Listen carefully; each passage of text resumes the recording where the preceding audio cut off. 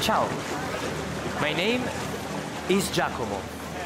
I drive my motoscafo along the Grand Canal. Bonjour, je m'appelle Giacomo et je conduis les bateaux le long du canal. Mais je ne le fais que dans les occasions spéciales parce que je pourrais vous amener faire un petit tour, n'est-ce pas? Regardez, la ville est fantastique ce soir.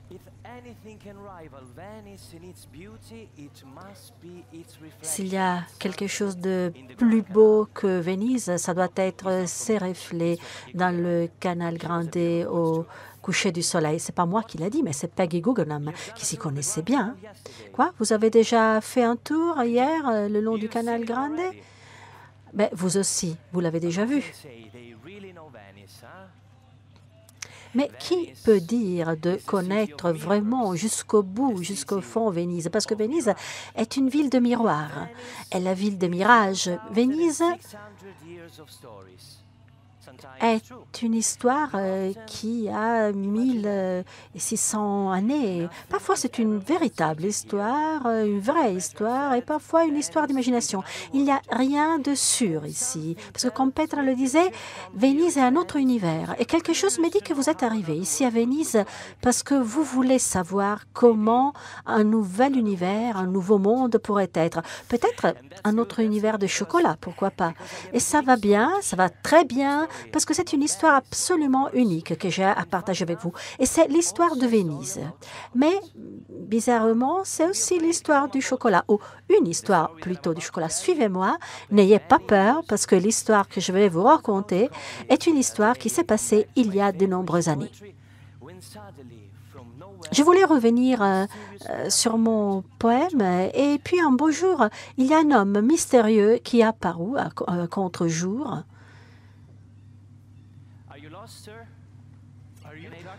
Il s'est perdu. C'était Giacomo? Oui, mais on m'avait pas dit qu'on te trouverait ici. Mais je voudrais faire un tour du Canal Grande et je voudrais que tu sois mon guide. Et pourquoi moi? Parce que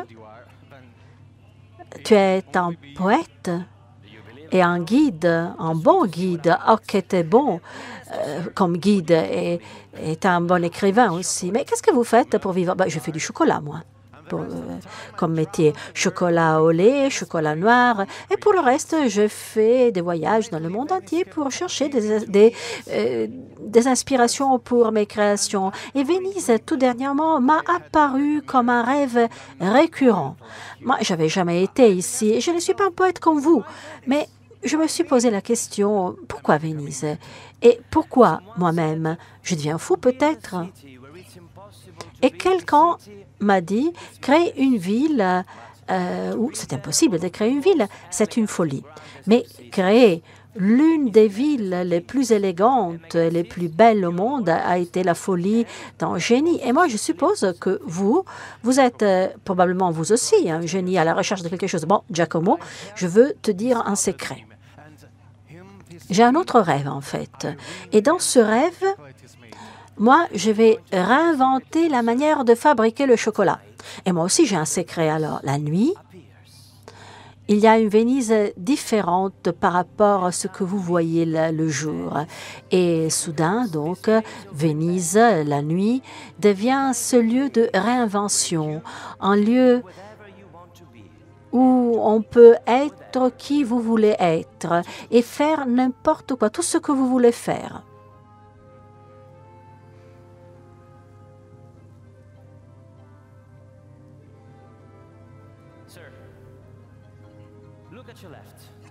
Excusez-moi, vous pouvez regarder un petit peu sur la gauche, là?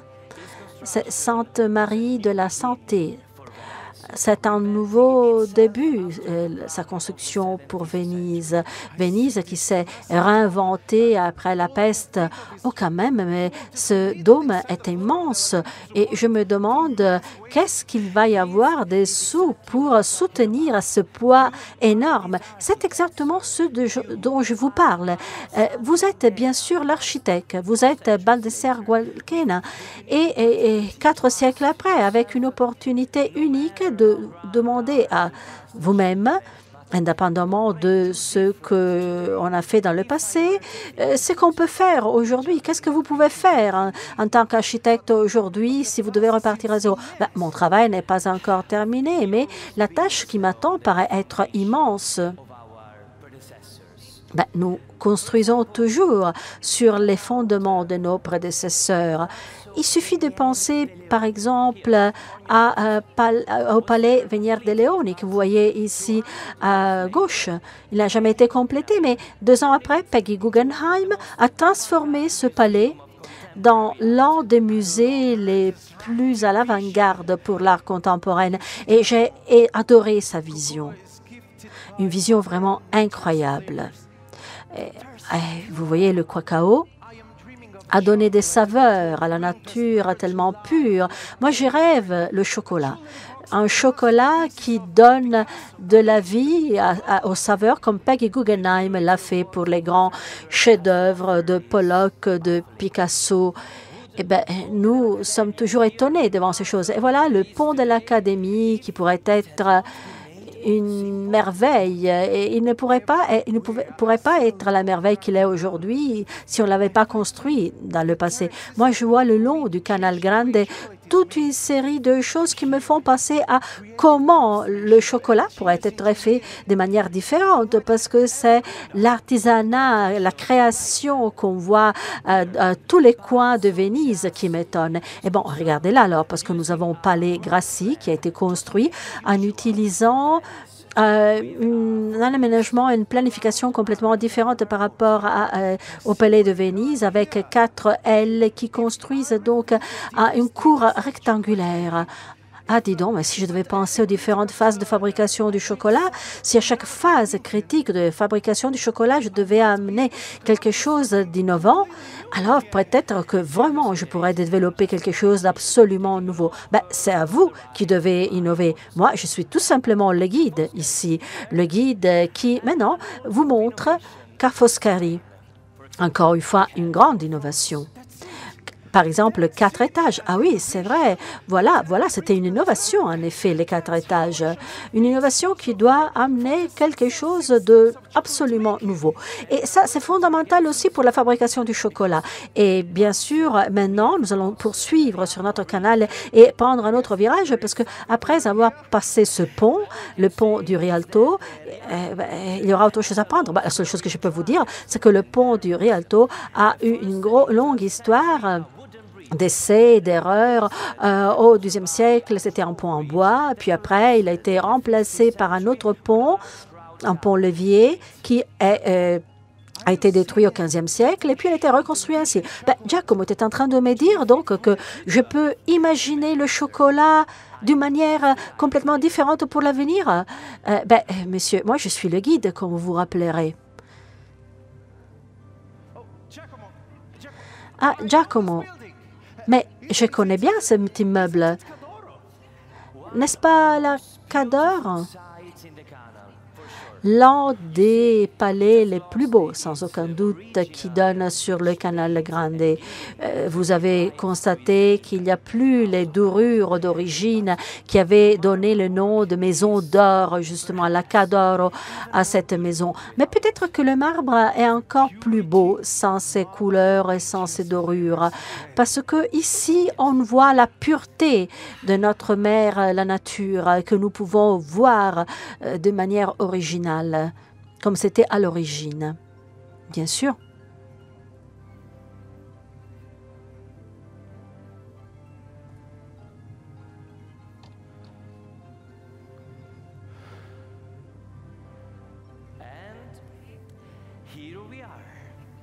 Et nous voilà maintenant. Nous voilà. Nous sommes enfin arrivés à notre destination. J'espère que vous avez bien aimé notre petit tour. Ah oui, bien sûr, j'ai adoré, magnifique. Et maintenant, monsieur, vous pouvez enlever votre masque, mais quelque chose me dit que de toute façon, tout ce que nous avons vu restera avec vous. Et maintenant, je dois vous quitter. Je vais revenir à mes poèmes et à mes tours occasionnels du Canal Grande. Mais pourquoi vous ne suivez pas messieurs là derrière cette porte? Parce que rien ne paraît être tout à fait ordinaire ici à Venise. Et maintenant, Venise est devenue la maison de quelque chose qui va définir la renaissance du cacao. Et au revoir à tout le monde. Allez-y.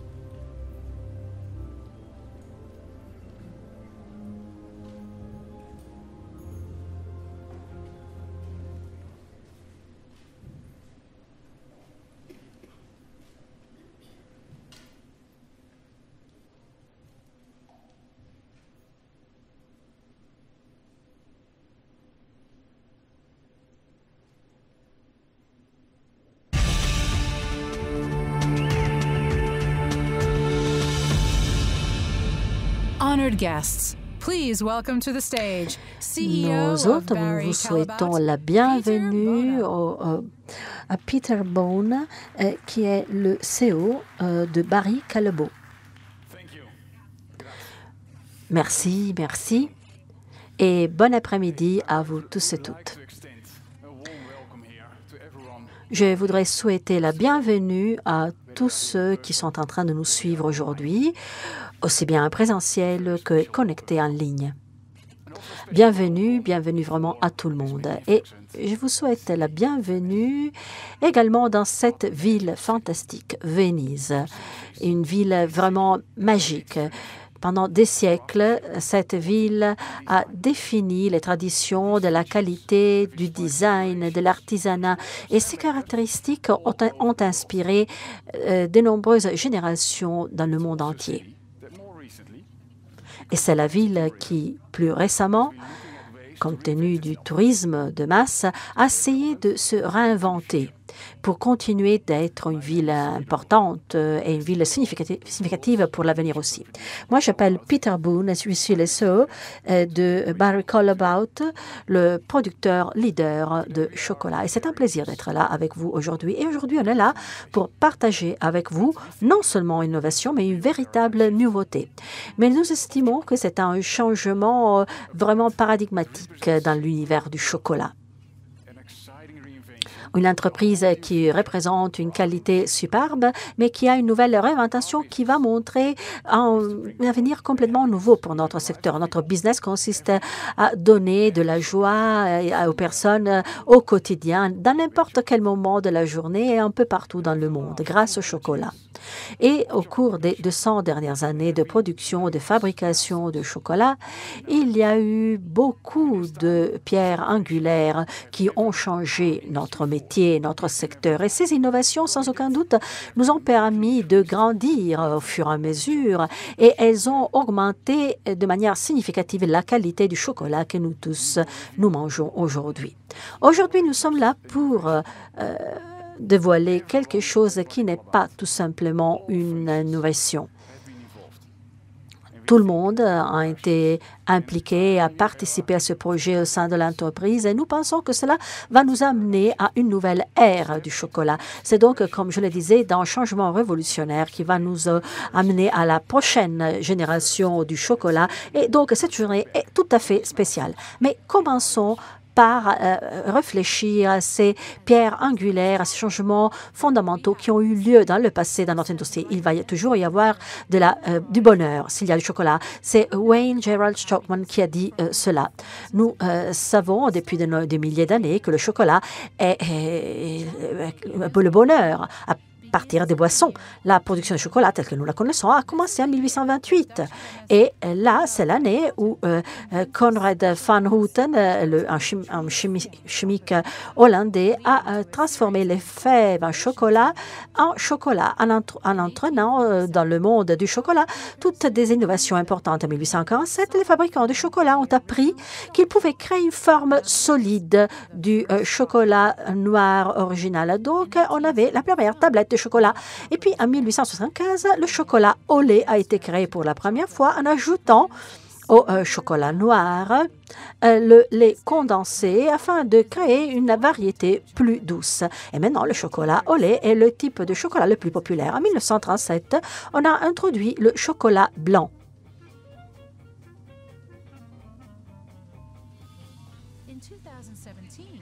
Et en 2017, une nouvelle expérience sensorielle tout à fait nouvelle est entrée sur le marché avec le chocolat rose obtenu par les fèves de cacao rouges. Et puis, en 2019, un chocolat avec des fèves de cacao absolument pures. On ne l'avait jamais fait avant. On a utilisé la fève de cacao jusqu'au bout et cela veut dire faire quelque chose de tout à fait nouveau. Et donc, voilà, les Go développement, vous voyez là les pierres angulaires après 200 de fabrication de chocolat. Des pierres angulaires qui nous ont emmenés jusqu'à aujourd'hui, en 2022.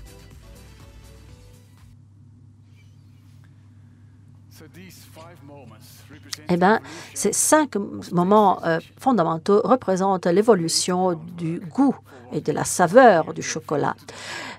On a eu là la base de ce que nous allons dévoiler aujourd'hui. Nous avons vu des pas énormes effectués, pas en avant dans la fabrication des chocolats en tant que groupe. Nous avons développé tout sur la base de la durabilité pour faire face à des problèmes comme la déforestation, parce que nous souhaitons bien sûr créer du chocolat durable. Cela doit être la norme. Le chocolat que nous mangeons aujourd'hui est parmi les meilleurs chocolats au monde, parce que c'est le secteur qui a géré au mieux la production du chocolat et la fabrication du chocolat.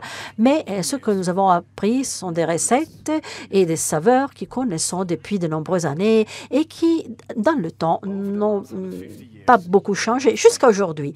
Parce que dans les 150 dernières années, peu de choses ont changé. Mais les comportements, par contre, ont changé.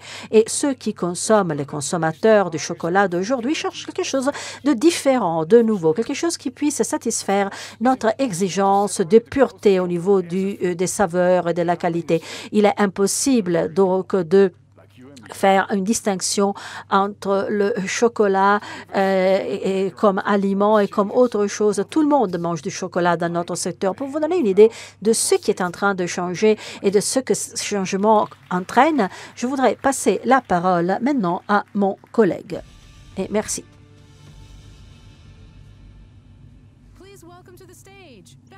Nous souhaitons la bienvenue donc au président global de Barry Callebaut, Bas Schmidt.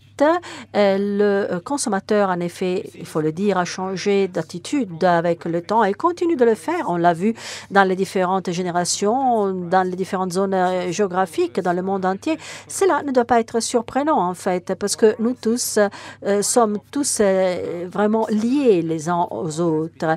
Et très souvent, les crises sont des accélérateurs de ce qui existait déjà au niveau des émotions. Donc, quelle est l'attitude qu'on a vis-à-vis de la vie aujourd'hui? Et d'ailleurs, cela ne veut pas dire que j'ai un seul style de vie, parce qu'il y a des jours de la semaine, pendant certaines phases de la vie, un mois de l'année, je pourrais peut-être suivre une direction plutôt que l'autre. Et ce n'est pas moi le seul qui le fait, tout le monde le fait.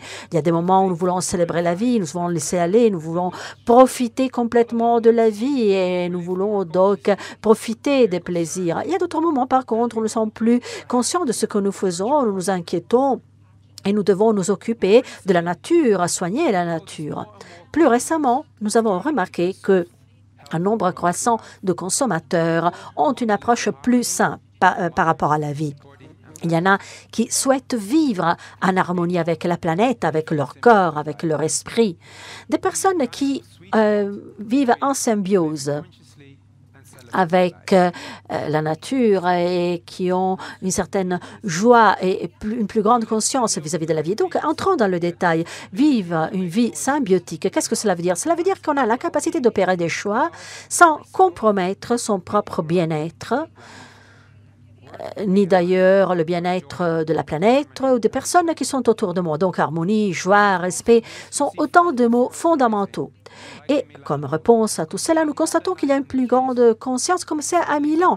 Quand on est en train de procéder aux reforestations, il y a plus de 900 arbres qui sont plantés régulièrement et il faut comprendre donc qu'est-ce que cela comporte, le fait de produire des bons aliments. On voit que les véhicules aussi, les voitures deviennent de plus en plus électriques. Il y a des marques comme Levi's qui deviennent innovants de manière à permettre aux personnes de porter ces vêtements plus longtemps. On assiste au phénomène de l'économie circulaire qui est stimulé grâce au recyclage des objets et des aliments. Et de ce fait, maintenant, nous pouvons manger de manière sophistiquée sans même boire de l'alcool.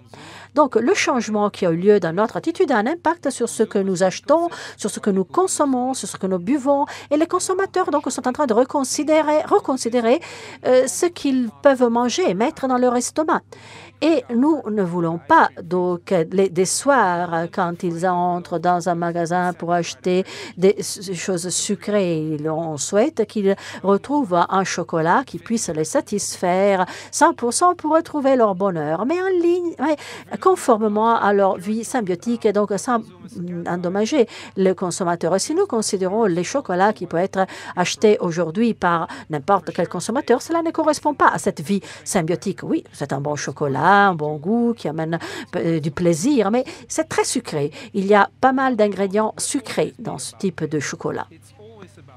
Bien sûr, on aime toujours avoir le plaisir, le goût, on veut toujours se faire plaisir, même de manière significative, mais le chocolat que nous voudrions mettre dans notre sac à course quand nous allons acheter est un chocolat plus simple, plus proche de la nature. Et ce n'est pas un mystère comment on pourrait produire ces produits dans l'avenir. Pour passer à la prochaine génération de chocolat, nous, de chez Barry Callebaut, nous avons dû repenser et revoir ce produit. Et les passages critiques qui existent depuis des décennies ont dû être reconçus, revus. On a donc revoir la croissance du chocolat et du cacao et la culture du cacao a dû être donc reconçue et revue. Et maintenant, le moment est venu de demander à Marcello Corna de me rejoindre ici sur scène pour vous parler de la reconception du chocolat qui a été un point fondamental pour ce que nous allons lancer pour la première fois aujourd'hui ici. Et maintenant, je donne la parole à Marcello. Et pour parler de l'innovation et des techniques d'innovation, nous souhaitons la bienvenue donc au responsable scientifique Marcello Corno de Barry Callebaut.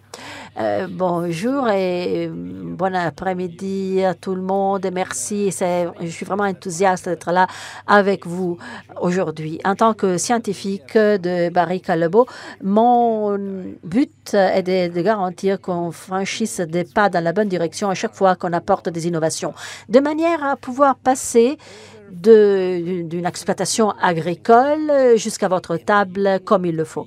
Il y a pas mal de notes de saveur dans le cacao et il faut s'agir des bonnes notes qui créent une symphonie délicieuse, fantastique que nous tous aimons et qui constitue le chocolat que nous aimons. Pour passer de la fève de cacao à la tablette de chocolat, nous avons besoin de la science, et comme c'est le cas pour les raisins et le vin. La saveur du cacao est déterminée d'une part de la génétique et de l'autre de choses comme le terroir, le sol, le climat. de 40 à 50% de ce que nous faisons quand nous faisons la récolte des fèves de cacao ont des conséquences importantes sur la qualité du chocolat. Mais ce n'est pas la seule chose parce que, bien sûr, chaque fève de cacao est différente par rapport aux autres. Et il y a des différences entre une récolte et l'autre, et même dans l'eau à un autre. Et donc, le point est qu'il y a pas mal de variables qui entrent en jeu et chacune de ces variables a un impact sur la qualité du produit final. Et si l'on est l'un des meilleurs fabricants au monde, comme c'est le cas pour nous, cela rend difficile de contrôler tout ce qui se passe. Et maintenant, je voudrais partager avec vous quelques faits qui pourraient vous étonner sur la manière que nous utilisons pour fabriquer le chocolat, le meilleur chocolat pour le palais humain. Nous avons appris que nous pouvons opérer des choix pour faire grandir les fèves de cacao, pousser les fèves de cacao d'une certaine manière pour permettre d'augmenter le goût. La quantité de sucre dans la pulpe des fèves de cacao est déjà une bonne indication. Mais puis, il faut y avoir la fermentation à travers des recherches et des études. Nous savons maintenant que la durée et la température sont des éléments critiques et fondamentaux si on veut obtenir un bon résultat et un résultat de qualité au fil du temps. Et puis, il faut se rappeler qu'il faut la bonne quantité de sucre pendant la fermentation. Et pour finir, il faut sécher les fèves de cacao. Et pendant la phase de séchage, si on se trompe, le chocolat va devenir trop amer ou trop acide. Et donc, il faut faire une grande attention. Comme vous pouvez l'imaginer, nous, de chez Barry Callebaut, nous avons pensé à toutes ces phases initiales du processus initial de fabrication de manière à pouvoir voir ce qu'on pouvait améliorer dans ce processus. Mais tout fait partie de notre mission parce que nous souhaitons vraiment créer le meilleur chocolat au monde. Jusqu'à présent, ces phases de fabrication étaient difficiles à gérer parce que la plupart étaient dans les mains des agriculteurs et nous, on n'avait qu'un tout petit contrôle sur la qualité. Il faut être vraiment proche, il faut être des agriculteurs, il faut être vraiment dans les pays d'origine pour avoir un impact sur ces passages. Et heureusement, maintenant que nous sommes là et nous sommes présents et nous pouvons donc avoir un impact sur cela. Donc, c'est une question fondamentale pour nous. Comment faire du chocolat encore meilleur? Comment pouvons-nous célébrer la saveur naturelle du cacao? Et c'est là que notre voyage vers la prochaine génération de cacao a commencé et de chocolat a commencé il y a quelques années. Le point initial était de mieux comprendre la matière première et à travers pas mal de tests, on a créé des partenariats avec les agriculteurs, on les a formés, on a défini des protocoles avec les agriculteurs et aujourd'hui, grâce au soutien de notre programme de fabrication de cacao, les agriculteurs ont des fèves de cacao d'une qualité excellente. Nous recevons donc sur les lieux de production des fèves où il y a 8 heures seulement sont passées de la récolte à la livraison. Et en plus, il y a eu un screening de la saveur qui a été fait grâce à nos programmes de formation. Les centres agricoles sont plus productifs et les agriculteurs donc gagnent davantage à la fin de la journée. Et en travaillant donc dans ce climat harmonieux, nous sommes gagnants-gagnants, donc nous-mêmes et les agriculteurs. Mais maintenant, parlons des phases initiales, des phases qui sont extrêmement importantes dans le processus de production, la fermentation.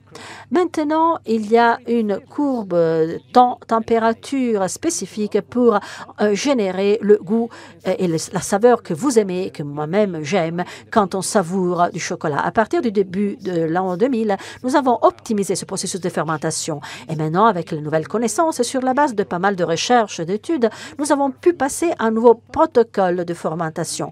Il y a une fermentation de la pulpe. On laisse tout dans les mains de la nature, donc on n'ajoute pas d'autres ingrédients, puis on fait un suivi du début jusqu'à la fin du processus. Et c'est un processus qui a été spécialisé en partant des fèves de cacao. Et c'est ainsi que le caractère unique et la saveur naturelle sont sauvegardés et réveillés au mieux.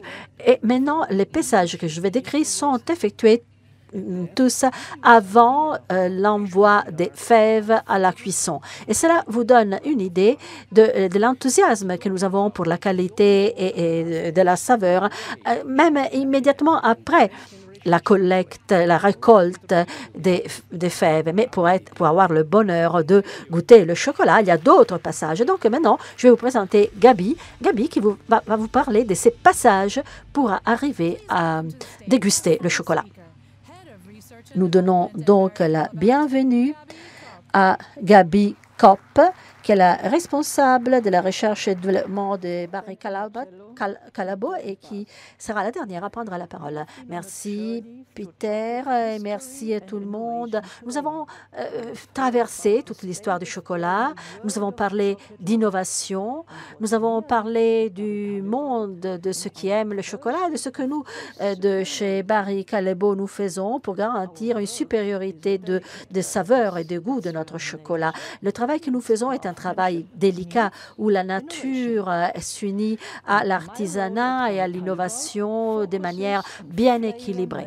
Mon rôle chez Barry Callebaut est concentré sur la recherche sensorielle et la recherche du goût, de la saveur. Et donc, je vais m'étendre sur ce point.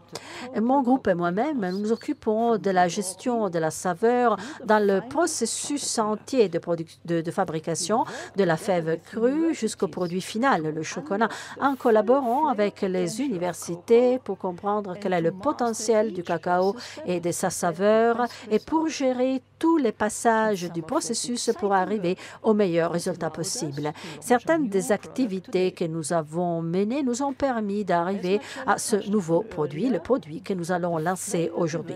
Comme Marcello l'a dit tout à l'heure, le développement du goût est quelque chose d'extrêmement important pendant la période de fermentation. Le moment de la fermentation est crucial. Mais qu'est-ce que la fermentation fait?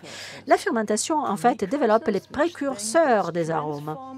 Les précurseurs sont ensuite transformés dans des composés aromatiques pendant la période de cuisson, pendant la cuisson. Et avant la fermentation, comme quelqu'un d'entre vous probablement le savent déjà, le goût des fèves de cacao n'a rien à voir avec le chocolat. Et c'est un effet, la fève de cacao est un effet très, très amer. Mais la fermentation et le processus qui suit changent la saveur. Pour obtenir une nouvelle génération de chocolat, il faut fermenter et torréfier les fèves de cacao d'une manière très spécifique, de manière à pouvoir obtenir un goût de chocolat bien équilibré et exactement ce qu'il faut dans tous les cas, sans aucune exception. Les attributs que nous souhaitons avoir sont un cacao qui ne doit pas être trop fort, pas trop amer et pas astreignant. Il ne doit pas être acide non plus.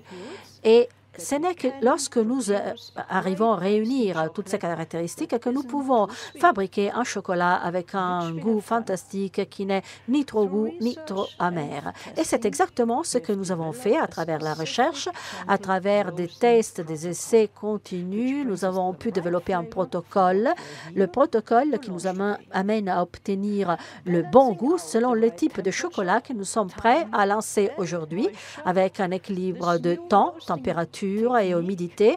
Cette nouvelle procédure qui permet de torréfier les fèves de cacao nous permet de développer les notes fleuries, fruitées.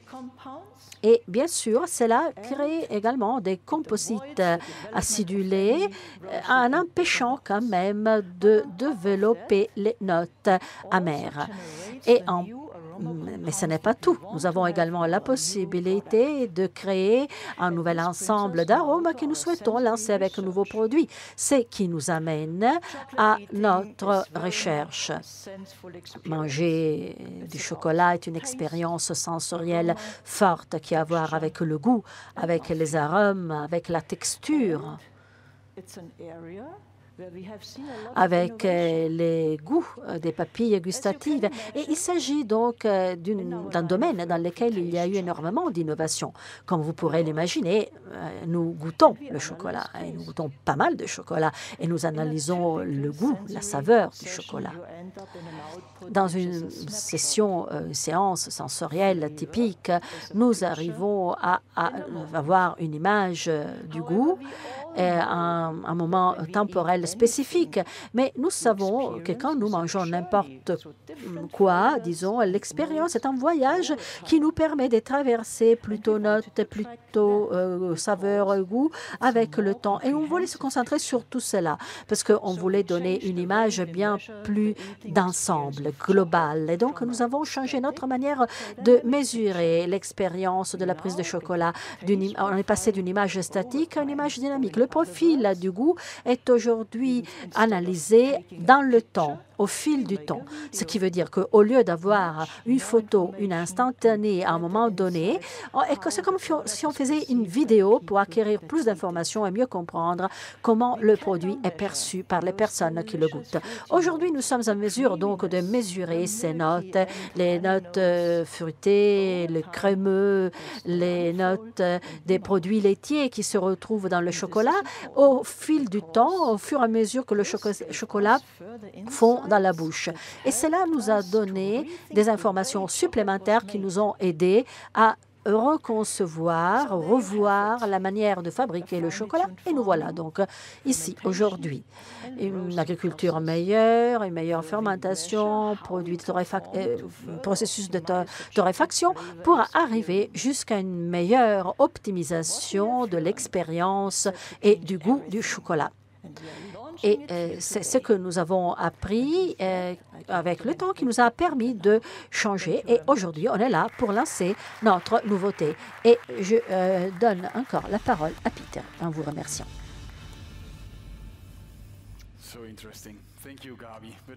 C'est vraiment intéressant. Merci Gabi, merci Marcello et merci donc tout le monde. Êtes-vous prêts maintenant? Le moment est venu. Le moment que nous attendions tous et toutes est arrivé. Comme on l'a dit dans les 150 dernières années, le profil du goût et la recette de la plupart des tablettes de chocolat n'a pas grandement changé, n'a pas beaucoup changé. Mais les personnes mangent le chocolat depuis 150 ans et des choses ont changé. Aujourd'hui, on arrive quand même au sommet de 2 siècles de développement, d'essor et de travail dans notre secteur à travers la recherche, à travers la technologie, en travaillant étroitement en contact avec les clients. Nous avons tout changé, nous avons transformé le chocolat d'hier dans quelque chose d'absolument irrésistible. Et maintenant, je vais vous présenter la 2e génération de chocolat.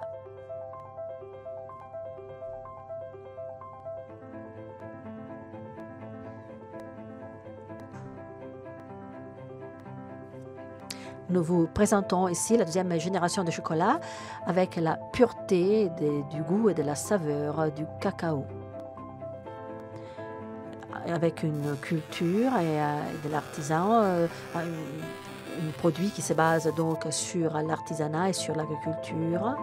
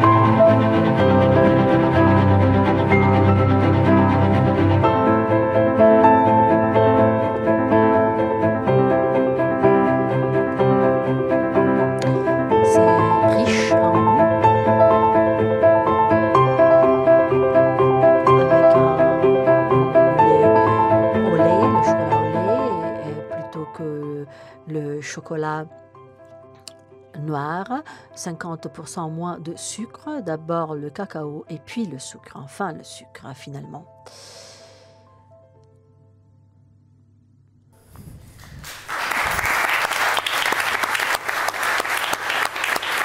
Wow. Hopefully you see the size of this Espérons innovation. donc bien que vous pouvez comprendre jusqu'à quel point il y a une innovation là-dedans. Donc, bienvenue dans l'univers de la deuxième génération du chocolat. Ce chocolat est basé sur un travail artisanal, le travail artisanal de nos opérateurs qui ont créé les variétés au lait et chocolat noir. Nous avons déjà parlé longuement du chocolat aujourd'hui, mais maintenant il reste une seule chose à faire et c'est le fait de s'unir à nos chefs pour la dégustation. Et merci de votre participation aujourd'hui. J'espère que j'ai rencontré un grand nombre de vous pour entrer dans les détails de notre innovation vraiment enthousiasmante. Et maintenant, je vous prie de vous unir à moi-même pour goûter, pour déguster cette deuxième génération de chocolat. Merci.